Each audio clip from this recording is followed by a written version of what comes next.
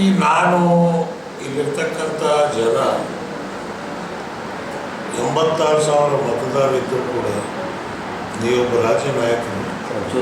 86,000 ಜನ ಮುಸ್ಲಿಂ ಮತದಾರರಿದ್ದು ಯಾವ ರಾಷ್ಟ್ರೀಯ ಕಾಂಗ್ರೆಸ್ಸಿಗೆ ಇಡೀ ರಾಜ್ಯದಲ್ಲಿ ಮುಸಲ್ಮಾನರು ಬೆಂಬಲ ಕೊಟ್ಟು 136 ಸೀಟ್ ತಂದುಕೊಟ್ಟು ಸರ್ಕಾರ ಮಾಡಿದ ಮೇಲೆ ಜಿಲ್ಲೆಯಲ್ಲಿ 7 ಸೀಟ್ನಲ್ಲಿ 1 ಸೀಟು ಮುಸ್ಲಿಮರಿಗೆ ಕೊಡಲಿಲ್ಲ.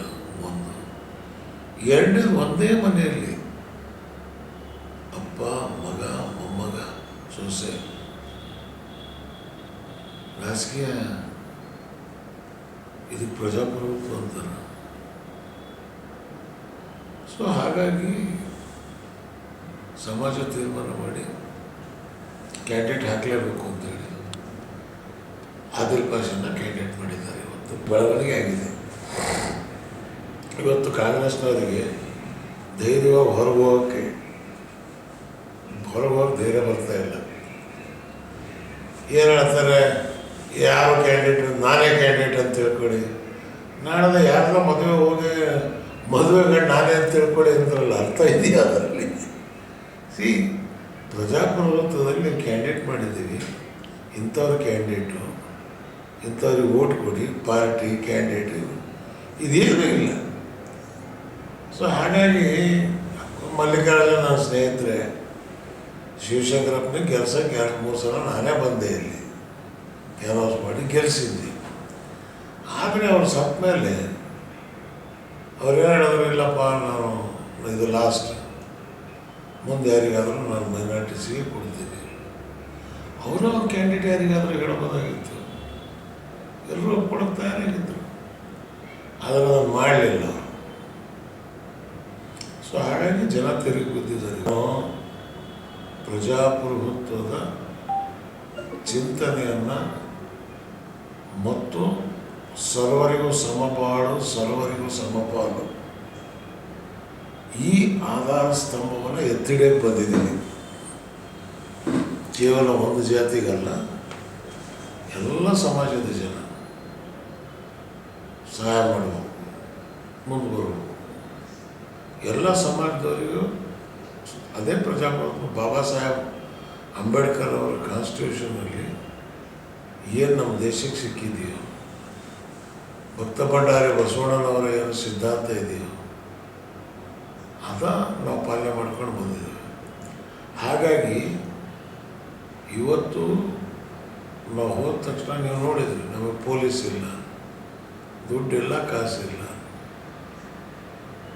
ಜನರ ಮಧ್ಯೆ ನಿಂತ್ಕೊಳ್ತಾ ಇದ್ದೀವಿ. ಜನ ಸೇರ್ತಾ ಇದ್ದಾರೆ, ಕೇಳ್ತಾ ಇದ್ದಾರೆ, ವಿಚಾರಗಳನ್ನು ಸಪೋರ್ಟ್ ಮಾಡ್ತಾ ಇದ್ದಾರೆ. ಕೋಟೆ ಯಾಕಾಯಿತು?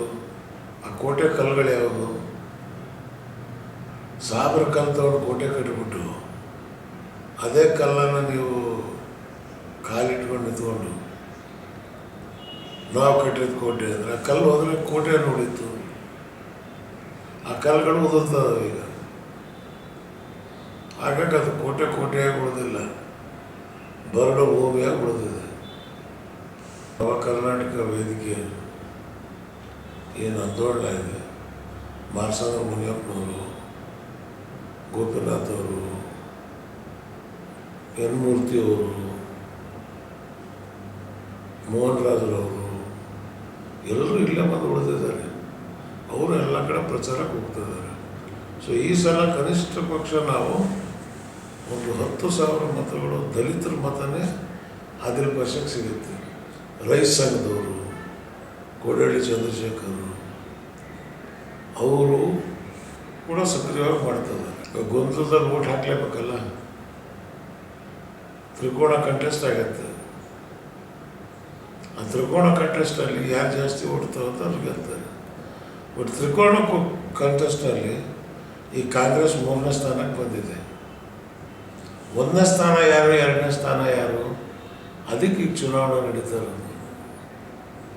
ಕಾಂಗ್ರೆಸ್ನವ್ರಿಗೆ ಅಧಿಕಾರ ಇದೆ, ದುಡ್ಡಿದೆ, ಆ ಶಾಲ್ಗಳು ಹಾಕ್ಕೊಂಡು, ಜುಬ್ಬುಗಳು ಹಾಕ್ಕೊಂಡು ತಿರುಗಾಡಿದ್ದು. ಮತದಾರ ಬೇಕಲ್ಲ, 100 ಗಾಡಿ ತರ್ರಿ, ಹೆಲಿಕಾಪ್ಟರ್ಗಳು ತರ್ರಿ, ಅಬ್ಬರದ ಪ್ರಚಾರ ಮಾಡಿರಿ, ಅಡ್ವರ್ಟೈಸ್ಮೆಂಟ್ ಮಾಡಿರಿ. ಮತದಾರರು ಎಂದಿನವರೆಗೆ ನಿಮಗೆ ಒಪ್ಪಲ್ವೋ ಅಂದಿನವರೆಗೆ ಇದೆಲ್ಲ ನೀರಲ್ಲಿ ಉಪ್ಪು ಕಲಿಸಬೇಕಾಗತ್ತೆ. ರಾಣೆಬೆನ್ನೂರು ನಗರದಲ್ಲಿ 3 ತಲೆಮಾರುಗಳಿಂದ ಚಿನ್ನ, ಬೆಳ್ಳಿ ಮತ್ತು ರತ್ನಪಡಿ ಬೇಡಿಕೆಗಳ ಪೂರೈಸಲು ನಿಮ್ಮ ಸೇವೆಯಲ್ಲಿ ತೊಡಗಿರುವ ವೆಂಕಟೇಶ್ ಜ್ಯುವೆಲರ್ಸ್ ಹಿಂದೆ ಭೇಟಿ ಕೊಡಿ. ಅಂಗಡಿಯ ವಿಳಾಸ ದುರ್ಗಾ ಸರ್ಕಲ್, ಗುತ್ತಲ್ ರೋಡ್, ರಾಣೆಬೆನ್ನೂರು.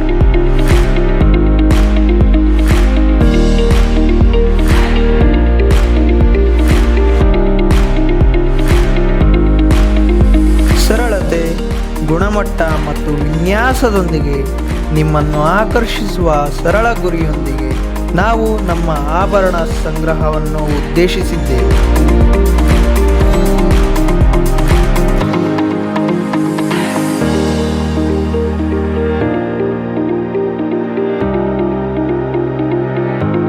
ನೀವು ಧರಿಸುವ ಆಭರಣಗಳು ಸುಂದರ ಮತ್ತು ಅರ್ಥಪೂರ್ಣವಾಗಿರಬೇಕು ಎಂದು ನಾವು ಬಯಸುತ್ತೇವೆ. ಇನ್ನು ಏತಕ್ಕಾಗಿ ಕಾಯುತ್ತೀರಿ? ಹಿಂದೆ ಭೇಟಿ ಕೊಡಿ. Venkatesh jewellers, Durga circle, Guttal road, Ranebennur.